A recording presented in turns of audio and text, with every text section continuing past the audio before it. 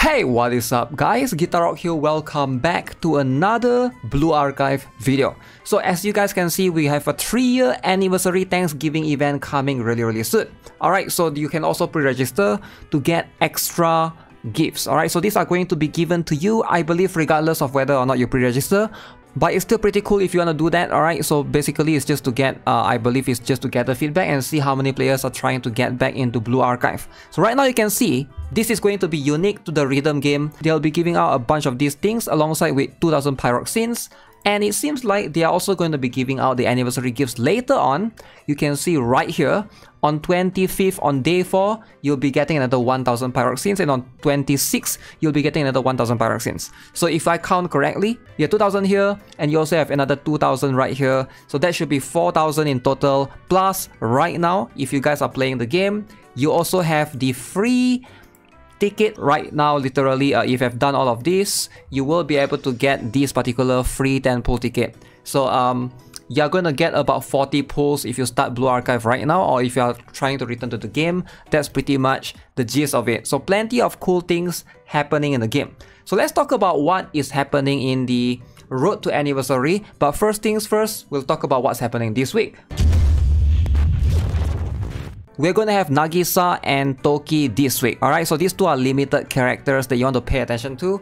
Now again, I've made a video talking about Nagisa. She's a very strong character. I do think that most players should try to get her if you can afford to. Now if you can't, at least you want to be able to obtain Akko, which is going to be the next one in this particular anniversary. Alright, so you can see that's going to be happening next week, I believe. So roadmap on 22nd of this month. Alright, now alongside with Akko, there's also Ben Airi, which is free because she's a 1-star event character, alongside with Ben Kazusa and Ben Yoshimi. Both are going to be unique as well. So Ben Kazusa and Ben Yoshimi are going to be one of the better characters to obtain if you are looking to tackle the Fury of Set content, because they are both going to excel right there. Let's just take a step back. We're going to talk about the skills, hopefully give you guys a better perspective of what the students are going to be able to do. Alongside with that, you can even see right now, they are also going to basically introduce the Fury of Set light armor alongside with that, right? So just to make sure that everyone will be able to benefit from them if you pull for these students in particular. So what is Ben Kazusa specialized in versus Ben Yoshimi, right? So these two are going to be somewhat of a character that specializes in boosting attack speed, especially Ben Kazusa. That gives attack speed to allies within circular area, goes up to 36%. Alright, so and she has this very unique Sugar Rush mechanic.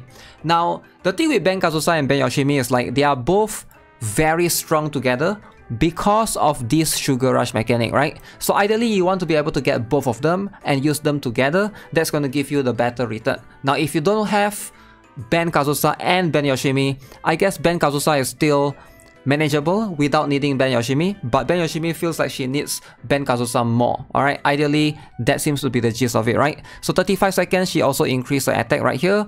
She increased attack speed, and for each Sugar Rush own, she will be able to deal additional attack. So you can see Ben Kazusa doesn't really do much. She doesn't do damage. She ideally specializes in boosting the attack speed of allies surrounding her. Now Ben Yoshimi is going to be the damage dealer in this case. Alright, so you can see right here, she is going to be able to increase attack and attack speed for 112%, alright, and straight up just get 5 stacks of Sugar Rush. Now this Sugar Rush is going to decrease 1 every 10 seconds.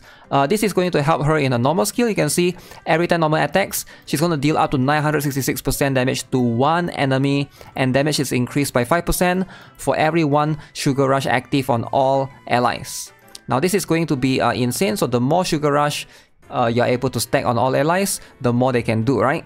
And then every 3 normal skill activations, she also does additional damage. So she's a character that's utilizing the normal skill much more than the EX skill, because the EX skill just gives her a buff. Now both characters definitely are very strong. Now if you are a new player, however, you might not be able to tackle Fury of Set that much, and that's where Akko comes in. Now Akko is going to be she's not related to these other two, but she's just a standard banner character that's put alongside with these two, right? So you can see right here in JP, the banner all have the same dates. So Akko is someone that I highly recommend. Now, a lot of players have been saying that Akko is going to be has fallen off a little bit, alright, because of in JP, there's another character, another very strong supporter called Kisaki. So Kisaki, we have Himari, and then you have New Year Fuuka. There's more and more meta supporters that have came out ever since, but I still feel like Akko is going to be a very strong character to help out new players if you don't have any of those characters that I mentioned, right? Especially Himari and New Year Fuuka. Those two are probably going to be the most common special slot supporters, right? Now, if you miss out New Year Fuuka, Akko and Himari is going to be like one of the best combos that you can do. Now, she is going to be a very specialized supporter in which she buffs crit rate and crit damage. She is going to be pretty much a staple in most raids as far as I know, right? Like in a lot of raids, I feel like she can be used, right? It's either her or New Year Fuuka. Pretty much that's going to be something that you will see a lot. And of course, recovers HP on the basic skill, and her sub skill boosts everybody's crit damage. She's a very good character for a new account because she's flexible, alright? So if you are new, ideally the advice in Blue Archive generally is to try to focus on supporters. For damage dealers, they tend to be more expensive because damage dealers in this particular game, you're going to need multiple different elements. For example, Mika is going to be, she shines in yellow type, right? You can see she's a piercing damage dealer.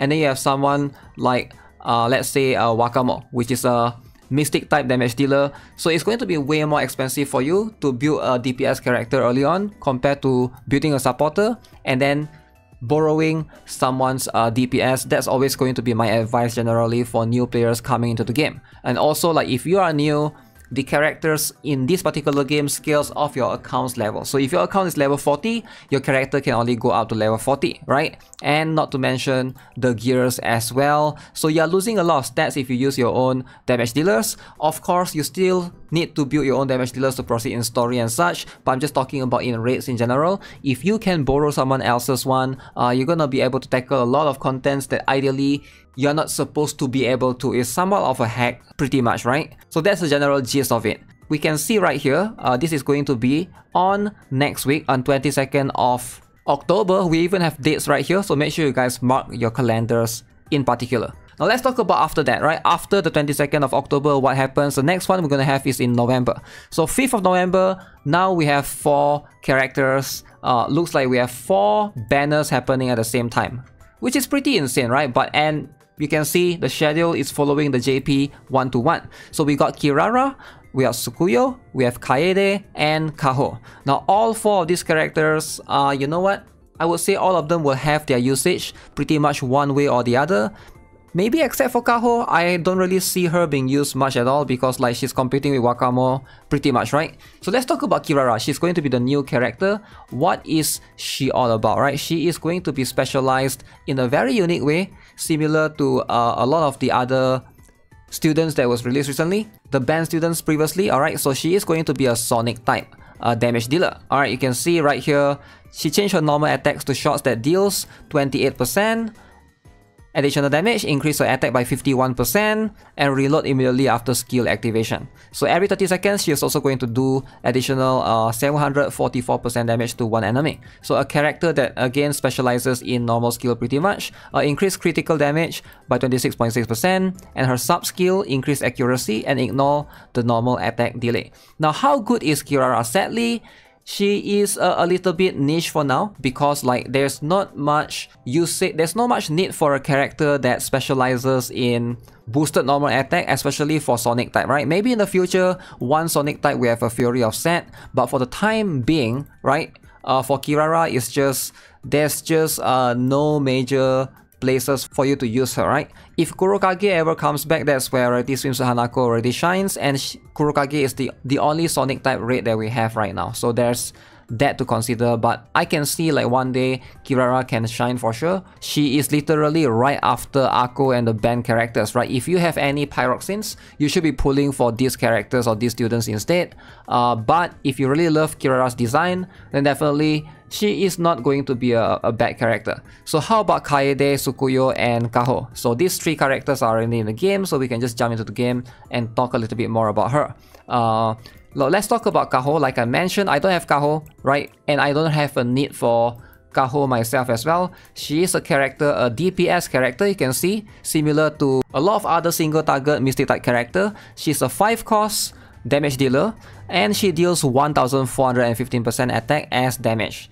Now, it's not that she's useless, but there's a lot of other competition in her space, right? Being a single target damage dealer. So one that a lot of players get for free. Of course, when I talk about for free is if you're a normal player that plays since back then, right? If you just started recently, this might not be for you. But a lot of players who play back then managed to obtain this particular character, single target mystic type, and that's going to be Tracksuit Hasumi. So she's pretty much a character that you get all the way up to UE50 for free. So she's an insane damage dealer, alright? So she's only 859%, but you can basically bring up to 5 cost to make sure that she does even more damage.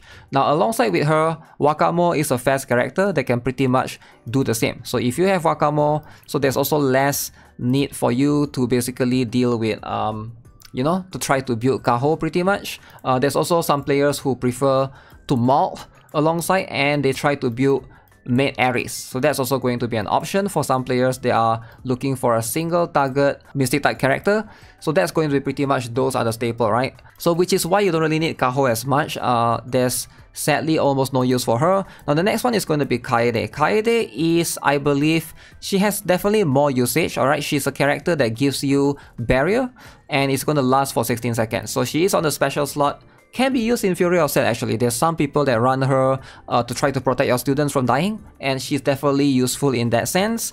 But outside of that, I don't really see her usage often because her sub skill is pretty much just giving you max HP and survivability. But if you ever need to survive any like insane AoE damage, that's where Kaede shines. Alright, she's a character that's just built for that, to give you shield in general. And last but not least, Tsukuyo is a very specialized tank. Alright, so this is going to be a character or a student that I think like she definitely shines more and more. In fact, I did use her in the current drill right now for the Joint Firing drill. Extremely strong and useful. She recovers her HP every time she's hit. And she also have a few of these skills that are decreased defense for medium-sized enemies. And she recovers herself even more when she's you know, inflicted with CC. Now all of these students are much more specialized and much more niche, alright, especially these three, alright. Kaho, I feel like there's just no need for you to build her unless you really need a specialized damage dealer. But even if you're new, the recommendation for her is going to be even lesser because like I mentioned earlier, I don't recommend you to target a damage dealer unless it's specifically for a fast character or like a limited character, right? Especially when it's like a standard banner character, you're probably not going to be able to build her and fully utilize her compared to borrowing in raids, right? So that's something to consider. So these four, you know, I think most players are just going to skip, and my advice is either focus on this one and just take these 4 banner during this moment to try to save. And then the next one we're going to have is on 1 more week. So you can see these two are literally 1 week apart. Now if you want to pull on any banner, alright, let's say you're looking to pull for this one and then this one you kind of itching to pull for whatever reason, I would highly recommend you wait until the 12th of November. This is where these students are going to be extremely strong, alright? Talking about Kokona, talking about Shun, talking about Rumi, and of course, Mina is probably the least useful out of these 4, except for Gregorius. She probably won't have much use. So let's first talk about Shun, alright? Because I think she's going to be the more prominent character, pretty much staple, day 1, broken character. I believe like a lot of players, if you reroll for her until today, you're still going to use her in PvP. So she is going to be extremely strong in PvP. PvP is fully auto in this game. And this skill is why she shines, because she gives you 3.8 skill cost when the battle begins. So that means you are going to have almost 4 cost more than the opponent they are fighting against. So that already gives you a head advantage. That means you are able to use even more skills. You know, PvP is completely random, so you can't really target which skills to use first. This extra 4 cost plays a lot of factor, right, in you trying to win battle, which is why she's going to be one of the more consistent characters you'll see in PvP, alongside with Shinsu Shiroko. Almost everybody that has her is pretty much using her. Now the next student is going to be Kokona. Kokona is a very strong healer. She is very useful in the Fury of Set. If you're looking to tackle endgame, highly recommend you to get her because she is invaluable. Her 2-cost single target healing is one of the cheapest one, right? Alongside with that, she also gives you an ability right here that gives you this stamp of praise every time your allies crit. And Stamp of Praise, once you have enough of this, it basically reduces everybody's skill cost by 1. Now, if you guys are not aware already, this game is all about reducing skill costs, alright? So EX skill cost, if you can reduce it, if you can get more cost regen, usually those students are kind of meta, alright? So, and Kokona is actually one of those healer. If you are able to benefit from her heal and this particular skill right here, and she shines in Fury of Set because usually that's a long battle, that skill cost reduction, extremely useful. Alright, another one is Rumi. Rumi is going to be one of the more useful students, right? However, you don't really need her. She does have a lot of other competition like Koharu and stuff, but she is a healer that bounces off her heals towards multiple students. Very cool in that sense. As you can see, she shines in Gregorious raids, but again, if you're looking for healing maximum potential, I think she does heal more than Koharu, but I think because Koharu is free, most players probably already have Koharu. Unless if you don't have Koharu, then Rumi can be a good addition as well. Now, if you're pulling for this particular banner, you're trying to get Shun and trying to get Kokona, I think the value is quite high, right? To get Rumi as well. And then like Mina, I would say is the least priority because I would say Mina is a character that you probably, a student that you won't really use much outside of this specialized Gregorious raid, right? Because she shines in trying to give multiple debuffs. She's a single target, but her damage is actually not much. When you use her, you're pretty much using her for the decrease of attack, evasion, and accuracy, right? 3 debuffs at the same time. So that's going to be where she pretty much shines, alright? And you can see she is also going to do additional damage based on the number of debuffs. Maybe she might shine again in the future, but Gregorious Grand Assault, I believe, is coming soon as well this particular week. So I don't think there's a need for Mina in that case for the time being, because it will be after the Gregorious Grand Assault ends. At that point, we are going to be having Hieronymus Urban Warfare. Okay, I can see that's when Kokona is also going to be much better in that particular case. Alright, and then on 19th of November. Alright, so this is where we have a lot of students actually. The whole cast of the maid characters, and they will be making a comeback. Extremely lovely. Alright, Yuzu is free again. Make sure you guys get her. Maid Yuzu is a very strong character, but let's focus on the relevant one. Maid Momoi, Maid Midori, Maid Arisu is a rerun, Toki Bunny Girl is a rerun as well. Alright, so here's the truth about this banner. Should you pull at all? My advice is it depends on 2 factors. If you have Swimsuit Shiroko, you can consider pulling this. If not, you need to save for the next one, because after this batch of students, Swimsuit Shiroko banner is going to come after, and for me, someone that don't have Swimsuit Shiroko, I'll definitely target those instead. Now let's talk about Maid Momoi and Maid Midori. Where do they shine? So she is a Sonic type damage dealer, alright, for Maid Momoi, and Maid Momoi is going to be the better one. She basically modifies her shots and she does a lot of damage. She has increased attack speed of 85%. That's a lot, alright? And she will be able to do a lot of damage. Normal attacks, ignore, delay 100 times. Alright, so you can see every 50 seconds she is also going to deal bonus damage to the enemy.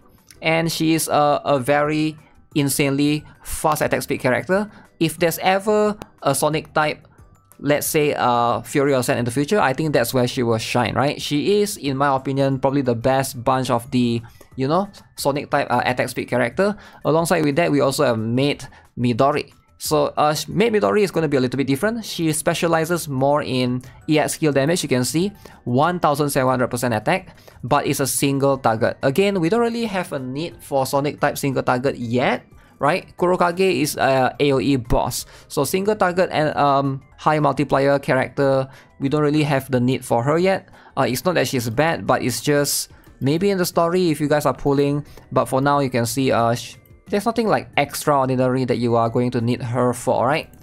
Critical rate increased by 57%, which is pretty interesting. She is going to be able to almost crit consistently if you have Akko's buff on her. 57 plus Akko is like 30% or so. That's going to be quite cool. And Maid Aries is you know, these two are the standard banner characters and they don't really have extraordinary use, right? I feel like Maid Ares competes with Wakamo pretty much, but if you guys are looking for a single target attacker that can crit, then Maid Ares is going to pretty much shine right there. Bunny Toki on the other hand is an explosive character, 2 cost, very good for cycling. If you're just looking for cycle through in a battle, then she can be used right there. Otherwise, her damage is not going to be too insane. Alright, she does have an ability to reduce critical resistance for the enemies, so at least there's that, right? If you are trying to use her, but you know, in most cases, all of these are not extraordinary meta. Now, if you are pulling, and if you want to pull, my advice is to, at this point, it's better to get Swimsuit Shiroko if you guys haven't already. That's going to happen after this particular banner. But the roadmap only shows up to 19th of November next month. So at least we got 1 whole month of a roadmap for you to actually get an idea from.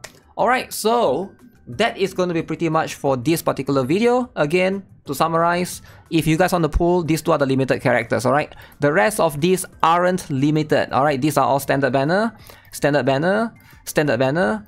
The only 2 that's limited is Ben Kazusa, Ben Yoshimi, and this week we're gonna have Nagisa and Toki. These are the limited ones. If you're looking to only get limited character, then my advice is to get Nagisa, or you know, if you don't have Akko yet, this is also going to be a very high value banner as well to consider. Alright, so with that being said, let me know if you guys are pulling for any of these characters. Who are you guys saving, or are you guys waiting all the way until we're gonna have the fast character? That should happen around February next year. There's still time. They're gonna have a live stream later on this week on 18th of October, so I will be streaming it live as well, and hopefully we can talk more about the upcoming characters. So yeah, with that being said, that's gonna be it for this particular video. Hope you guys enjoyed it. Subscribe if you guys haven't already. Give this video a like, and I'll see you guys in the next one. Have a nice day. Goodbye.